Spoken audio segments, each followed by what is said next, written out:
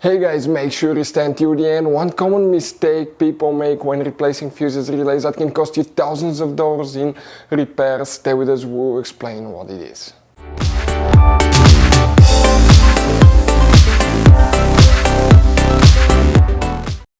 Hey guys, welcome back to Auto Repair guys. Thank you guys for watching and subscribing to the channel. Today will be super helpful video to any of you having a Mercedes E Class. We're talking about that generation that you see right here from year 2000, 2010 to year 2016. That's known as generation W212. If you guys have one of those, if you have a problem where headlights do not work, stay with us.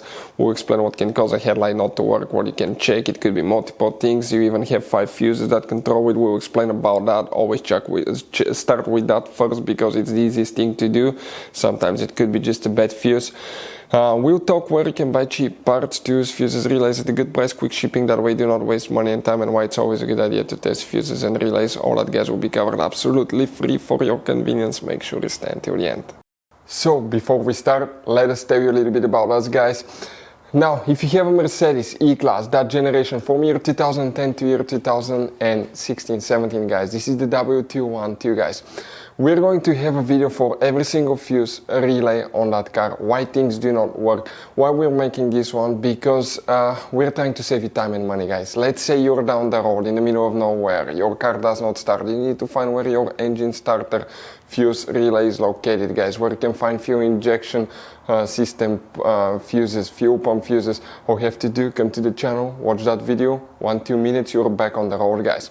In addition, we'll share where you can buy cheap parts and tools, that way you do not waste your money and time. Every single car we get here at the garage, we try to make guys at least 200 to 300 free repair videos.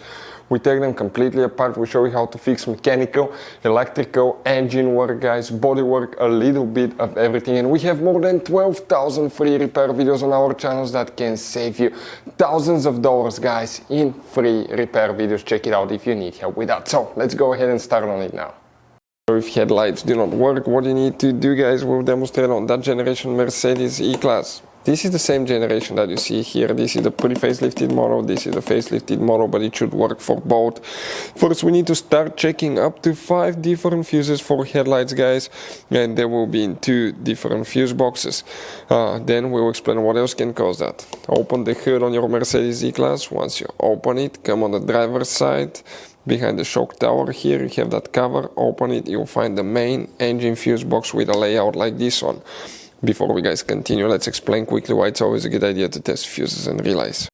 So it is super important guys to always test fuses and relays, and something else as well, common mistakes people make. Sometimes you may think that a fuse is good, or you cannot actually see if the fuse is clearly burned, and in that case guys you may put the fuse back together and you may end up spending money and time on parts you don't need, and all we had to do is just test the fuse. So we'll put a link in the description of the video below how to test the fuse. It takes only a few seconds to find out for sure if it's good or bad. The same thing for relays guys, okay? Some of those could be really expensive on cars, so we'll put a link in the description of the video below how you can test relays. And for some certain fuses guys, it's important to disconnect the car battery when removing them, otherwise you can burn the electronics. And for instance, working on airbags, fuses or anything like that, you need to wait at least 1 hour after disconnecting the car battery. And if you're not qualified and certified to work on airbag system, I will never recommend to do that guys.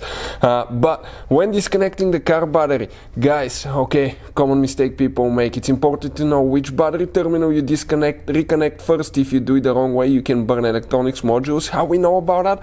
We burn before the traction control module on BMW that cost us $2,000 guys. So we'll put a link in the description of the video below which battery terminal to disconnect first. Check it out for your convenience.